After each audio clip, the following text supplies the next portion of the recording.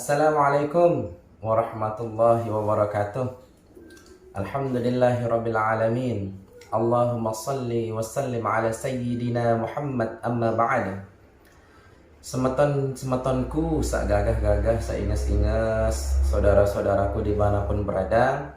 Sebelum kita memulai channel ini, marilah kita sama-sama hadiahkan Al-Fatihah kepada kedua orang tua kita masing-masing. Al-Fatihah.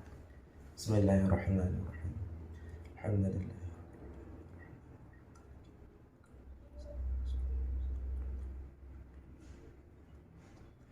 Amin ya rabbal alamin.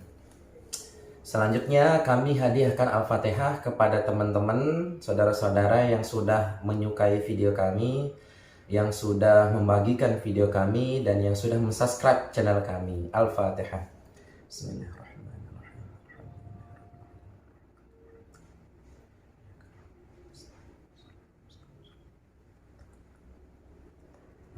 Amin ya rabbal alamin. Baik, semeton jari senamian, sak gagah-gagah, sak inges-inges, saudara-saudaraku dimanapun berada, insya Allah seperti biasa kami selalu doakan supaya saudara-saudaraku tetap dalam limpahan nikmat Allah Subhanahu wa Ta'ala. Pada kesempatan vlog hari ini, kali ini kita sedikit membahas tentang air, ya.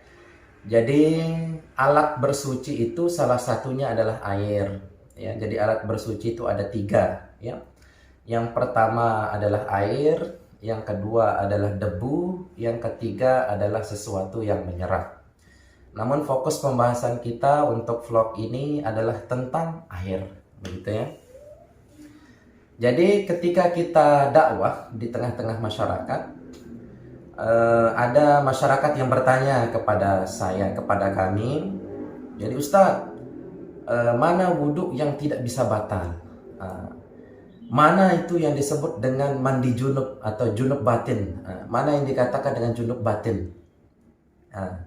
Saya jawab, sebelum saya menjawab mana wudhu yang tidak bisa batal, mana yang dikatakan dengan junub batin, sebelum saya jawab ini, saya bertanya dulu kepada antum. Saya bertanya, apa itu air musta'mal? Apa itu air musyammas? Dia pun diam dan tidak tahu. Jadi saudara-saudaraku, jadi dalam mempelajari Islam itu kita harus belajar dari bawah ke atas, ya. Jangan belajar atas dulu baru belajar bawah. Nah, seperti bangunan lah ya. Kalau kita belajar atap dulu sedangkan dasarnya tidak kuat, nanti bisa bangunannya roboh. Makanya dalam vlog kali ini kita membahas tentang bab yang pertama dalam fikih, yaitu adalah bab toharoh, dan salah satunya adalah membahas tentang air. Jadi semetonku, sak gagah-gagah, saya ingat-ingat saudara-saudaraku. Jadi air itu ada 4 bagian. Air ada 4 bagian, ada 7 macam. Saya ulangi, air itu ada 4 bagian, 7 macam. Nah, sekarang kita bahas masalah pembagian air. Jadi pembagian air itu ada 4. Bagian yang pertama adalah air yang suci pada zatnya. Jadi zat airnya suci dan mensucikan bagi lainnya. Ini bab yang pertama. Jadi air suci pada zatnya, mensucikan juga bagi yang lainnya, bisa dipakai bersuci. Nah, ini disebut dengan air mutlak. Sebagai contoh ya, air sumur, air sungai, air laut, dan lain sebagainya. Itu air mutlak, ya, atau air yang biasa kita pakai berwudu atau mandi besar atau menghilangkan najis. Terus yang kedua, air yang kedua adalah air yang suci pada zatnya. Jadi zat airnya suci, tetapi tidak mensucikan bagi lainnya, gitu. Jadi zatnya suci tapi tidak bisa dipakai bersuci. Nah, air yang bagian ini itu ada 3, ya, ada 3. Yang pertama, salah satu contohnya seperti air kelapa. Jadi pohon kelapa itu punya buah kelapa. Apabila buahnya dibelah kan ada air di dalam. Nah, air kelapa itu suci pada zatnya, tetapi tidak bisa kita gunakan untuk berwudu, tidak bisa kita gunakan untuk mandi dan lain sebagainya. Nah, terus yang kedua, air yang sudah kita pakai bersuci atau air mustakmal. Nah, sebagai contoh, saya wudhu, saya wudhu, lalu bekas air yang dari muka saya ini jatuh, maka air yang jatuh itu disebut dengan air mustakmal atau air yang sudah dipakai bersuci. Nah, misal ada orang yang sudah wudhu, lalu air bekas wudhunya ditampung untuk bersuci lagi, itu tidak bisa digunakan. Nah, tetapi bukan berarti air yang jatuh dari muka kita najis gitu, ya. Jadi tetap zat airnya suci, tetapi tidak bisa dipakai bersuci, begitu. Terus yang ketiga adalah air yang suci pada dirinya tapi tidak mensucikan bagi lainnya. Salah satu contoh yang ketiga adalah air yang sudah tercampur. Sebagai contoh, ada air 1 gelas suci, ya, lalu dicampur dengan kopi, dicampur dengan susu, dicampur dengan teh. Nah, sehingga dia berubah, walaupun kopinya suci, airnya juga suci, jadi tetap tidak bisa digunakan untuk berwudu, tidak bisa digunakan untuk mandi besar. Sebagai contoh, air kopi, air teh, air susu, itu tidak bisa digunakan untuk berwudu. Nah, yang ketiga, pembagian air yang ketiga adalah air mutanajis. Nah, air mutanajis itu ada 2. Nah, yang pertama, air mutanajis yang kurang dari 2 kullah. Jadi 2 kullah itu adalah 60 cm tinggi, 60 cm lebar. Jadi kalau ada air yang ditampung dengan ukuran kurang dari 60 cm tinggi dan 60 cm lebar, apabila dia kejatuhan najis, ya, walaupun tidak berubah warna, rasa, dan baunya, tetap terhukum mutanajis. Nah, jadi air mutanajis itu tidak bisa dipakai untuk bersuci.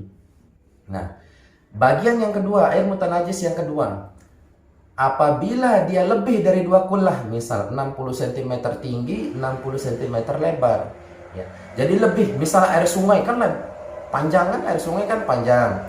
Nah, tetapi sampai berubah warna, rasa, dan baunya, maka hukumnya mutanajis. Misal air sungai itu kan kalau kita ukur sungainya kan lebih dari 60 cm panjangnya, bahkan sampai kilo-kiloan. Tetapi apabila dia kejatuhan najis, misal kejatuhan tai sapi di depan, tai sapinya anggap 10 ton misal, sampai air sungai itu yang tadinya putih berubah jadi hijau, maka hukumnya mutanajis walaupun lebih dari 2 kullah, tapi berubah warna, rasa, dan baunya. Itu air mutanajis. Dan yang keempat adalah air musyammas, yaitu air yang makruh dipakai untuk bersuci. Salah satu contoh adalah air musyammas itu air yang dijemur dengan bejana besinya.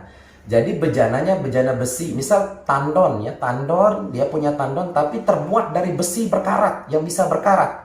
Itu maka hukumnya makruh dipakai bersuci. Tetap sah tetapi tidak mendapatkan pahala. Jadi lebih baik kita cari air yang lebih bagus. Sebagai catatan saudara-saudaraku, jadi banyak terutama ibu-ibu, ya, ketika menyuci baju, ya, ketika cuci baju itu kan bajunya itu kan biasanya dikucek di mesin cuci atau di bak, ya, atau di bak. Jadi kalau secara hitungan, ya, bak mandi, bak cuci pakaian itu dan bak mesin cuci itu kan kurang ukurannya dari 2 kullah. Jadi kebanyakan kadang-kadang ibu-ibu ketika mau mensucikan najis di baju, ya, dia malah memasukkan bajunya ke dalam mesin cuci itu tanpa dibersihkan dulu, dimasukkan sama najisnya, diputar dalam mesin cucinya. Lalu diangkat, lalu dimasukkan pakaian lagi. Jadi hukum air yang sudah ada di mesin cuci itu air mutanajis. Ya. Dan ada juga ibu-ibu yang biasanya lah ya, orang-orang yang mencuci lah ya, yang cuci pakaian. Ketika dia sudah mencuci pakaian ya, walaupun pakaian ini misal tidak najis dan lain sebagainya, dia cuci pakaian. Lalu diangkat pakaian itu, dimasukkan pakaian yang lain, maka air yang di dalam bak itu kalaupun dia tidak mudah najis, dia jadi mustakmal, yaitu air yang sudah dipakai untuk membersihkan atau mensucikan. Lalu bagaimana caranya? Caranya begini. Silahkan masukkan saja pakaian di dalam mesin cuci, silahkan diputar, dibersihkan lagi, dimasukkan lagi, silahkan diputar. Nah, apabila pakaiannya sudah bersih, jadi bersih itu belum tentu suci ya, saudara-saudara sekalian. Apabila pakaiannya sudah bersih, silahkan dikumpulkan, lalu basuh ulang dengan air yang mengalir. Sebentar saja, paling 10 detik lah kita gini-gini kan, sampai dia bisa mengalir air mutlak itu. Ya, biar terbasuh, biar basuhan terakhirnya adalah air mutlak gitu. Jadi air pembagian air itu ada 4 ya. Air yang suci pada dirinya mensucikan bagi lainnya disebut dengan air mutlak. Terus air yang suci pada dirinya namun tidak mensucikan bagi lainnya itu ada 3. Air kopi, air kelapa, sama air yang sudah dipakai bersuci. Nah, terus pembagian air yang ketiga adalah air mutanajis. Air mutanajis itu ada 2. Kalau kurang dari 2 kullah, walaupun tidak berubah warna, rasa, dan bau, tetap mutanajis. Walaupun lebih dari 2 kullah, tetapi berubah warna, rasa, dan bau, hukumnya mutanajis. Dan pembagian air yang keempat disebut dengan air musyammas, yaitu air yang dijemur dengan bejana besi yang bisa berkarat. Nah, garis bawahi yang bisa berkarat. Kalau pakai plastik tidak apa-apa, ya, yang penting bisa berkarat. Itu pembagian air. Dan macam-macam air itu ada 7 ya. Macam-macam itu ada 7. Pertama adalah air hujan. Nah, mungkin kita sudah sama-sama tahu ya. Pertama air hujan, kedua air laut, ketiga air sungai, keempat air sumur, kelima air mata air, keenam air salju, ketujuh air embun. Jadi itu adalah macam-macam air. Jadi semoga vlog ini bermanfaat, terutama bagi diri saya dan bagi kita semua. Dan ke depan kita lebih istilahnya berhati-hati, kita harus mengenal dulu. Karena salah satu syarat sah sholat adalah harus sudah berwudu.